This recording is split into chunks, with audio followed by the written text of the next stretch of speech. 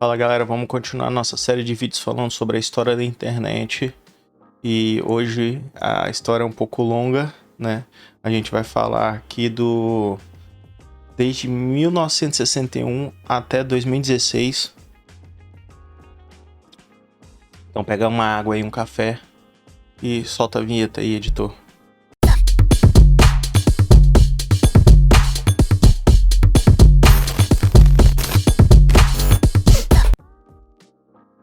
Bom, André, mas eu assisti o outro vídeo e você já tinha falado dos anos 40, dos mainframes e tal. Por que vai começar em 1961? Eu vou fazer uma citação, tá, de 1961, que é a criação da ECMA International, que também é conhecido como... é muito conhecido no mercado web por causa do ECMAScript, ok? Do ES6 de 2015, né? E aí eu vou colocar a criação de 1961 e vou explicar um pouco o que vem a ser a ECMA. A ECMA ela é uma organização europeia, mas ela é fundada e ela tem como membros todas as grandes empresas de tecnologia do mundo, Facebook, Google, Microsoft, Apple e tudo mais. E a ECMA ela é responsável pela padronização da informática como um todo, né? Então, assim, vamos falar aqui algumas coisas que o ECMA padronizou ao longo dos anos, tá? Ele padronizou o padrão FAT12 e FAT16 para arquivos, tá? Sistemas de arquivo. Ele padronizou o CD-ROM, como é que tinha que ser um formato de um CD, né? Como é que era o armazenamento. Ele padronizou a linguagem C#, o ECMAScript, que aí tem várias versões, né? Então hoje a gente está no ECMAScript 2016, se não me engano, o ECMAScript 6 para o 7. Ele padronizou as especificações da linguagem C++ e várias outras coisas aqui, né? O OpenXML, JSON, né? E por aí vai. Então essa instituição ela é super importante para todo o andamento da informática como um todo, e na internet também não foi diferente. Mas a nossa história hoje é sobre o back-end, a evolução do back-end, desde da popularização da internet ali, tudo mais, até os dias de hoje, correto? E aí faltou eu falar sobre duas coisas no vídeo sobre o comecinho ali na internet até os anos 2000, né? Eu acabei deixando passar duas coisas. Primeira coisa é o Flash. Flash é de 1996, né? Quem é mais antigo aí na parte de programação lembra do Flash, né? O Flash ele teve um papel muito importante no meu ponto de vista, porque foi através dele que foi feito os primeiros visualizadores de vídeo na internet, né? Então, assim, o primeiro YouTube, os primeiros players de vídeo na internet, eles foram feitos com Flash. Antes disso, não tinha como a gente ver vídeo e depois, posteriormente, a tag vídeo foi implementada dentro do HTML e assim a gente passou a não ter mais a necessidade de ter players de Flash para poder vídeo, mas durante um bom tempo a gente precisou usar Flash como forma de ver vídeo na internet. E depois morreu com a famosa carta do Steve Jobs, né? O Steve Jobs ele fez uma carta aberta falando que ele ia tirar totalmente o suporte do Flash aos dispositivos da Apple, principalmente o iPhone, porque consumia muita bateria, era muito pesado e tudo mais. E aí foi o último prego no caixão do Flash, né? Que foi vendido por várias empresas e tal, enfim. E a segunda menção que eu acabei esquecendo é falar sobre o ActiveX 1996 da Microsoft. Bem, o que vem a ser o ActiveX, né? A Microsoft ela estava naquela guerra com os navegadores e tudo mais, e tentando matar a Netscape. E uma das coisas que a Microsoft achou sensata naquele momento, né? Como ela estava começando a ter hegemonia com o Internet Explorer, ela falou assim, cara, por que a gente não faz uma forma de a gente conseguir disponibilizar os softwares da Microsoft no ambiente web, né? Então, assim, você poder acessar o pacote Office, poder acessar o Outlook, que antes eram ferramentas que você instalava no seu computador, você poder acessar por meio do Internet Explorer, por meio do browser. Então, eles criaram esse cara chamado ActiveX, que ele portabilizava, vamos dizer assim, através do servidor IES da Microsoft, portabilizava softwares desktop para softwares de acesso pela Internet Explorer. Qual o grande problema do ActiveX? É que da mesma forma como você podia portabilizar um software honesto, né, vamos dizer assim, você também poderia portabilizar softwares maliciosos, e isso causou uma série de falhas de segurança gigantescas dentro do sistema operacional. E aí a Microsoft decidiu descontinuar, né, o ActiveX, ele não é mais utilizado, ele foi descontinuado e tudo mais. Inclusive o Flash também tinha suporte ActiveX, né, e isso permitia com que tivesse acesso a drivers de vídeo e tudo mais, e algumas outras coisinhas. E fazer uma última menção aqui, que eu acabei esquecendo, que é 1996, a criação do CSS pela W3C, né? CSS, para quem não sabe, é como a forma de escrita, né? Como se fosse uma linguagem para a gente conseguir criar estilos, né? Dentro do HTML. Então, o HTML ele cria uma estrutura da página e o CSS deixa bonito. Você muda a cor do fundo, você muda a borda, você muda uma série de coisas e tudo mais. Até esse período aí dos anos 2000, 1995 e tudo mais, o que acabava acontecendo, o que a internet tinha, né? A internet tinha páginas estáticas começando a ser estilizadas com CSS, você tinha a possibilidade de utilizar Flash para começar a fazer algumas coisas dinâmicas, né? Você conseguia usar JavaScript para algumas coisas bem pontuais. A gente ainda não tinha nenhum tipo de framework para poder mexer diretamente com o JavaScript, então você precisava saber mexer direto com o JavaScript, né? Nessa época aí eu lembro que eu tive contato com o JavaScript e você já tinha o Doom, né? Você já tinha o Window, o Document, já tinha algumas coisinhas. E foi a primeira vez ali em 1995 a criação de uma linguagem que é o PHP, tá? O PHP ele é uma linguagem de back-end. Qual era o princípio básico do PHP, né? Vamos colocar grosso modo ali as primeiras versões do PHP. A ideia era que o servidor ele conseguisse receber uma série de informações por meio do protocolo HTTP. Essas informações poderiam vir por query strings, poderiam vir por headers, poderia vir por bodies de formulário, né? Porque o protocolo HTTP ele já previa desde o começo vários tipos de requisição, não só requisições de chamada, mas também envios de informação, alteração de informação, né? O que a galera chama de REST, na verdade isso já existe desde das fundações do HTTP. Você tem vários tipos de requerimento, né? Vários métodos de requisição. Por mais que durante boa parte da vida de programador de internet a gente sempre usou o método get e post, mas o put, o delete e tudo mais ele já existiu, né? E o PHP, né, ele foi criado para quê?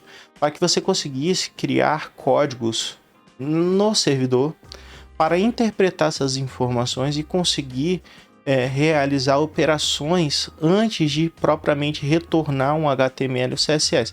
Então, a partir da criação do PHP e algumas outras linguagens anteriores ali, CodeFusion e por aí vai, você começa a ter funcionalidades que conseguem receber essas requisições HTTP, conseguem entender essas requisições. E aí o PHP ele não nasce como um servidor web, ele tinha a necessidade de ter um Nginx ou um Apache na frente dele, e ele era como se fosse um plugin para esses caras, né, para IS e tudo mais.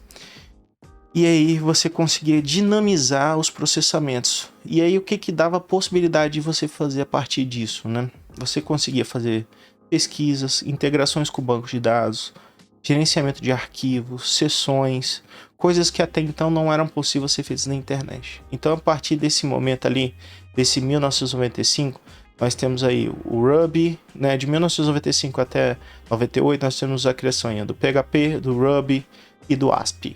Tá? ASP da Microsoft, o Ruby foi criado lá no Japão, o PHP foi, se não me engano, dos Estados Unidos.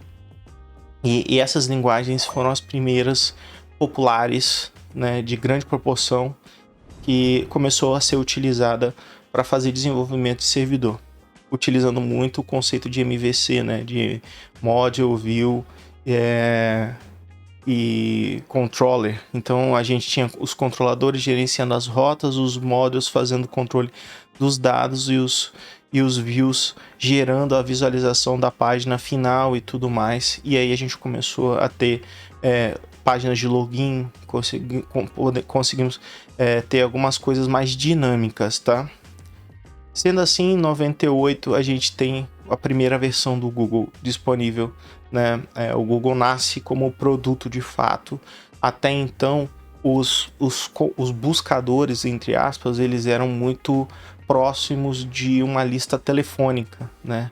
Eram feitas manualmente inserções de páginas dentro de um grande índice, e esse índice tinha versões bem arcaicas de busca, baseadas nessas bases de dados rudimentares ali, que conseguia fazer esse catálogo, na maioria das vezes manual e tudo mais. E o Google vem com uma proposta totalmente disruptiva de conseguir indexar.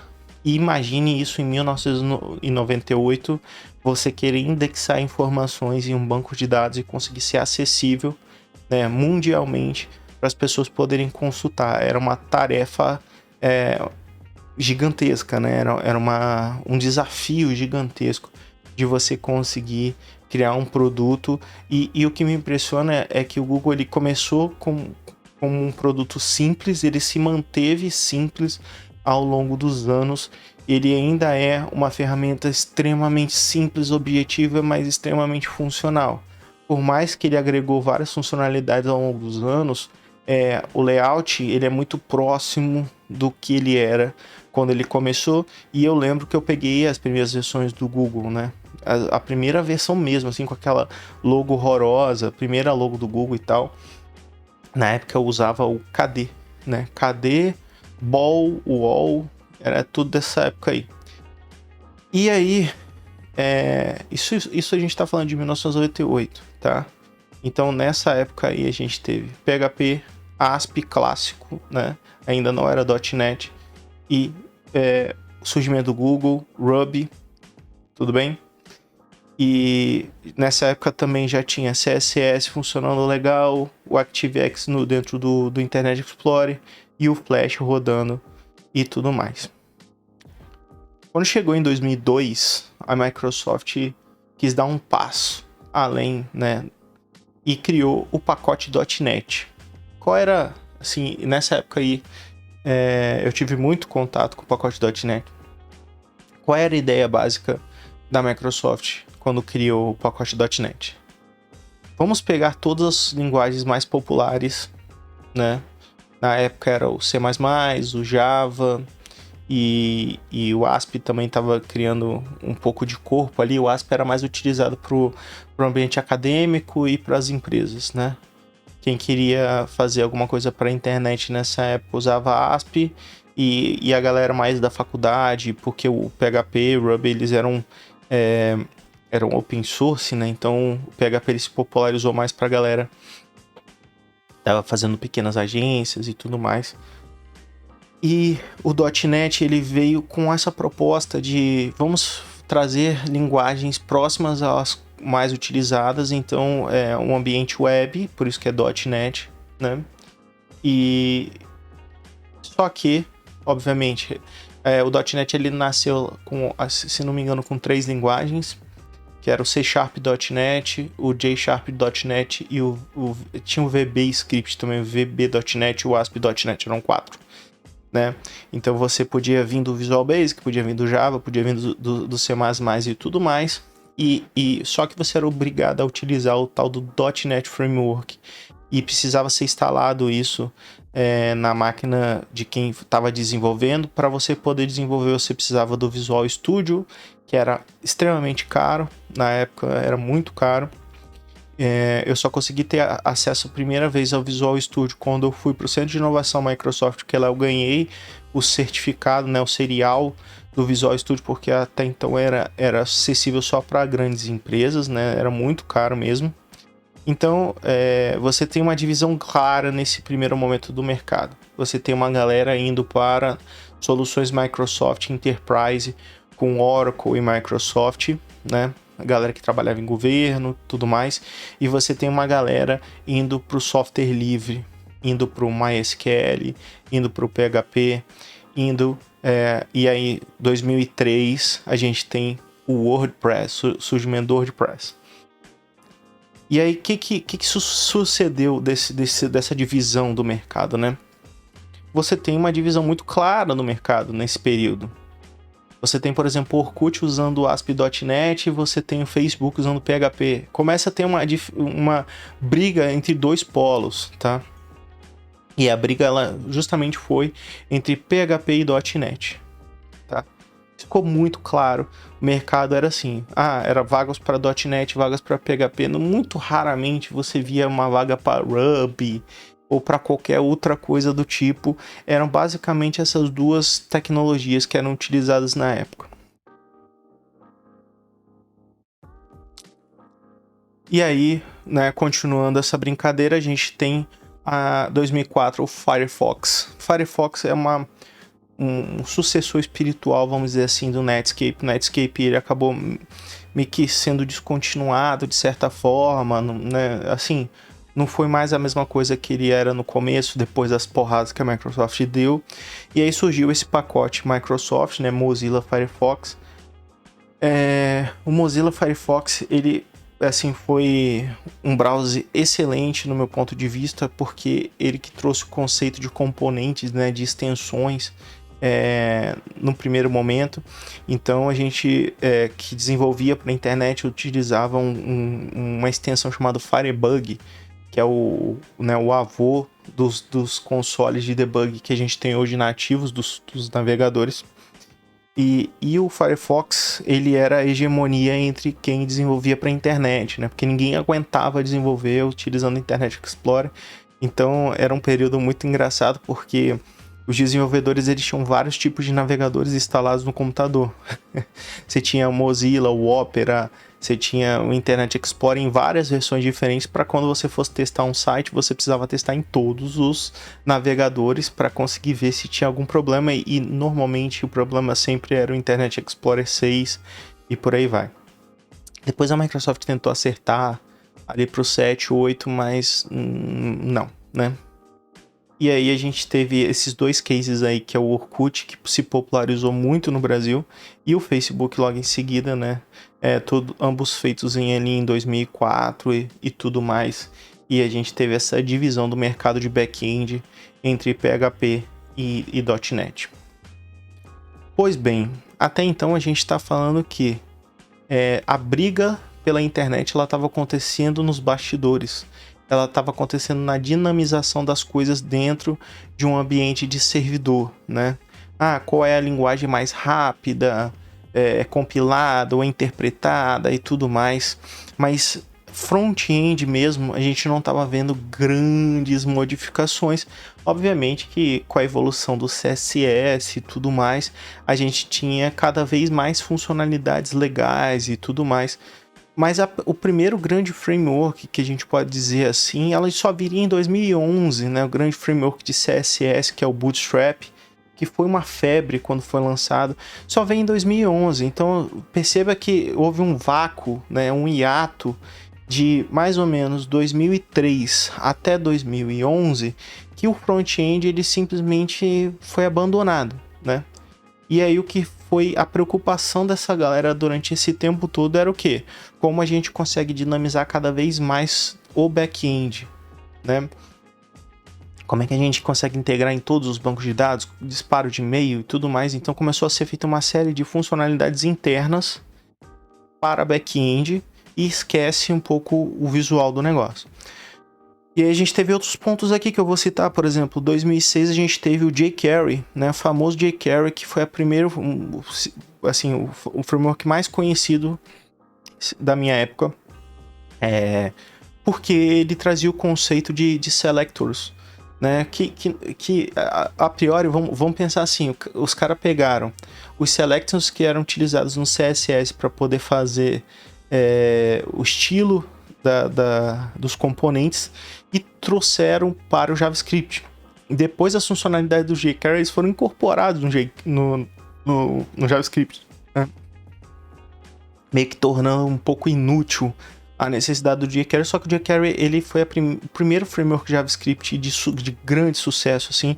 Então foram surgindo vários plugins em cima do jQuery que até hoje são utilizados, tá? E aí, em 2006 também a gente tem o nascimento do Twitter. Em 2008 a gente tem o surgimento do Google Chrome, a primeira versão do Google Chrome. E aí, quando o Google Chrome chegou em 2008, eu lembro até hoje que foi um baque muito grande, porque o que o Google entendeu, né? Do meu ponto de vista.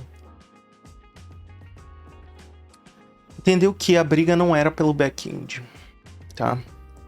O Google ele entendeu que a briga era pelos navegadores, pela qualidade dos navegadores e principalmente que o JavaScript ia ser a linguagem dos navegadores, ia ser a linguagem da internet. Acho que o Google já entendia isso muito bem, porque o maior investimento que eles fizeram no Google Chrome foi no motor V8, que o Chrome nasceu com ele, né? Que ele tornava o JavaScript muito mais rápido a processar. Quando você pegava uns sites que tinham JavaScripts e você fazia uma comparação do Chrome com o Firefox, com o Internet Explorer e qualquer outro navegador, o Chrome ele dava um banho em performance de interpretação de JavaScript por causa do V8. Tanto que depois o V8 ele foi incorporado na maioria dos navegadores, tirando obviamente a Microsoft, como sempre ela adora sempre querer ser a melhor de todas, e aí ela criou uma outra depois chamada Chaka e por aí vai, enfim.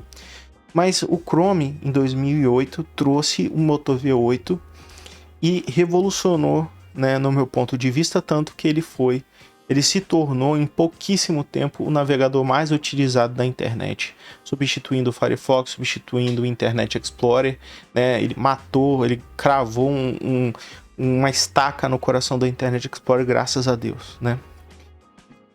E aí, o que aconteceu? Bom, agora a gente tem um navegador, né, que de fato tem uma boa performance para JavaScript. Tem uma briga de back-end acontecendo e tudo mais, mas as coisas começaram a mudar, as coisas começaram a virar. Por quê? Porque em 2008 a gente tem o lançamento do Chrome. Em 2009, nós temos o lançamento de um cara chamado Node.js. Para quem sabe o que é Node.js, se comparado com PHP, com Ruby, com ASP, com .NET, sabe que o Node.js ele criou uma verdadeira revolução no back-end. Eu lembro exatamente o dia em que eu tomei a decisão que eu ia parar de programar em PHP para me dedicar 100% ao Node.js. Isso, o Node.js na sua versão 0.4.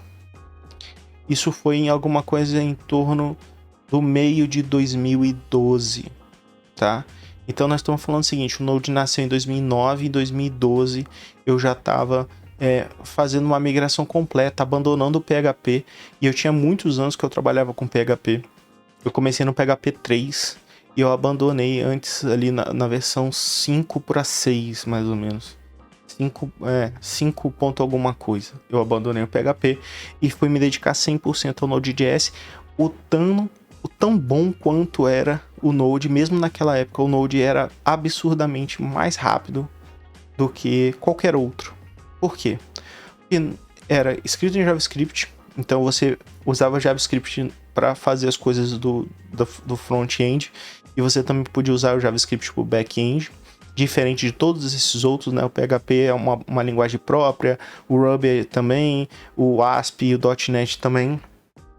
E no Node não. O Node você usava JavaScript para poder fazer as coisas, e performaticamente a performance desse cara era escroto, porque ele usava o interpretador do Chrome, o V8, para poder fazer o processamento. Então isso mudou, né? Mudou totalmente o mercado. Tanto que hoje não existe empresa. Você pode até usar PHP, .NET, alguma coisa, mas em algum momento você vai usar o Node.js. E aí o Node.js ele proporcionou a criação de sistemas absurdos como Cloud9, como a AWS. Praticamente hoje todos os sistemas, a parte de back-end é feita em Node.js.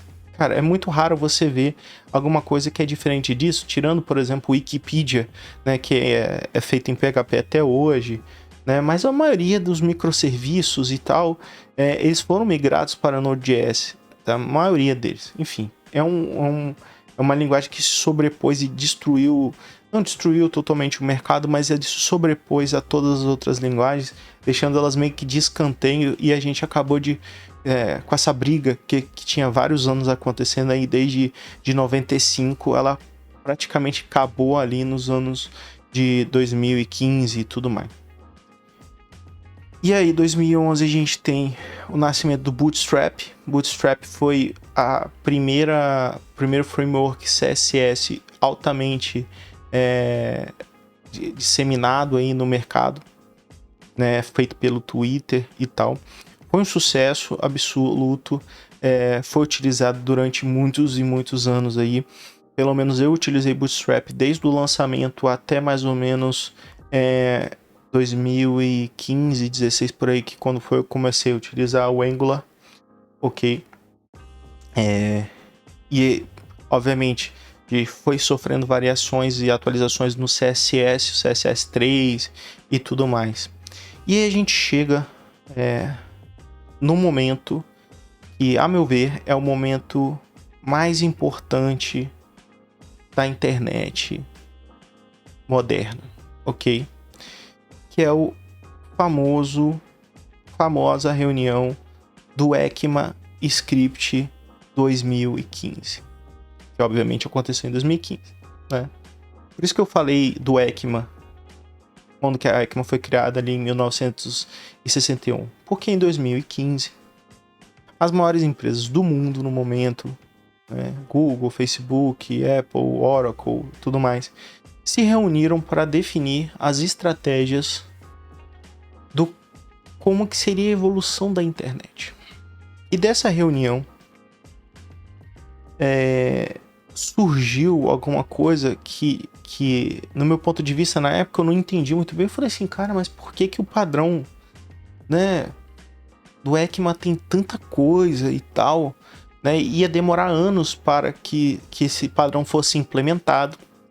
Mas dessa reunião aí a gente teve algumas coisas extremamente interessantes. Nós tivemos a inclusão de uma melhoria considerável na linguagem JavaScript, inclusão de classes, de async await, assim, deixou a linguagem muito mais robusta, né? Deixou a linguagem muito mais profissional, vamos dizer assim. Você tem também uma melhoria do CSS considerável, principalmente de padrões que eram uma certa gambiarra ali nos anos 2000, de borda, de coloração, de texto, coisas que eram importantes que o CSS evoluísse nesse sentido. E essa evolução ela foi continuada, obviamente. Hoje a gente tem um CSS muito melhor do que a gente tinha no passado. Para vocês terem uma ideia, por exemplo, se eu quisesse arredondar a borda das coisas, antigamente eu precisava usar um filter, usar alguma coisa, né, uma gambiarra para mim, no meu ponto de vista e tal. Nessa reunião também a gente teve a implementação da tag Canvas dentro do HTML para poder fazer desenhos. Aí eu já comecei a falar assim, opa, como assim? Porque esse componente Canvas é um componente de draw que já existia nas linguagens mais antigas como o C++, o Pascal e tal, e ele é muito utilizado para quê? Para jogos. E aí vem uma sequência de outras coisas que para mim começaram a fazer sentido, de falar, cara, eu acho que a ideia desses caras é no futuro ter um sistema operacional dentro do browser praticamente. Porque nós tivemos a implementação do WebSound, isso é áudio multicanais, o WebSocket, para a gente começar a ter sockets bidirecionais, né, o que não era possível anteriormente no HTTP, e o próprio protocolo HTTP também se adaptou, mas o WebSockets começou a ser previsto da implementação ali. O WebAssembler, isso é, a gente conseguiria pegar sistemas em outras linguagens e começar a criar interfaces para utilização dentro dos navegadores por WebAssembler, né? E aí começou algumas outras implementações super importantes, como buffer de array, bibliotecas para manipulação de buffers, enfim. teve várias evoluções previstas no ECMAScript, tanto no HTML quanto no CSS e principalmente no JavaScript. Consequentemente, todas essas implementações também foram feitas dentro do Node.js. Porque como o Node.js ele utiliza o motor V8, o Google teve que se adaptar a essas atualizações, atualizando o Google Chrome. O Google Chrome, por sua vez, é um projeto open source, e o Google Chrome libera a versão do V8, que é utilizado dentro do Node.js. Então, obviamente, se o V8 se atualiza, o Node também se atualiza, né? Enfim, então o Node ele foi crescendo e foi se adaptando, se atualizando na mesma proporção que o V8 foi evoluindo com esses novos padrões do ECMA. E, obviamente, que o Node sofreu uma mudança drástica do padrão quando a gente começa a ter async await, quando a gente começa a ter classe, quando a gente começa a ter os imports, quando a gente começa a ter uma série de funcionalidades, namespaces, decorators e tudo mais, começa a tornar a linguagem muito mais próxima de um Java da vida, de um C Sharp, né? E aí também a gente tem, se não me engano, enfim, o TypeScript ele é relativamente recente, mas ele vem dar um complemento, né? Deixando o JavaScript tipado e tudo mais. E aonde que eu vou finalizar esse vídeo aqui, que já deve ter quase 1 hora, se não me engano. Toda essa história ela vai culminar em 2016. Em 2016 a gente tem o nascimento do primeiro framework que mudaria por completo o entendimento de front-end no mundo, que é o Angular 1. O Angular 1 ele foi criado dentro da Google, por um engenheiro da Google, e depois teve, né, uma briga gigantesca, e a gente vai falar sobre essa briga e como que em pouco tempo a gente teve uma série de frameworks e tudo mais chegando em 2022, e como é que foi a mudança desse paradigma que saiu do back-end e virou um paradigma de front-end, e como que o front-end está cada vez mais complexo e tudo mais. E aí vai ficar para um terceiro vídeo, né? Eu até tinha falado, acho que era 2 vídeos, não, vai ser 3 vídeos, porque nesse vídeo a gente falou sobre o back-end e no próximo vídeo a gente vai falar sobre o front-end. E aí eu vou ficando por aqui. Se você estiver gostando desse conteúdo, se inscreve no canal e manda um like, comenta e tudo mais. Valeu. Fui.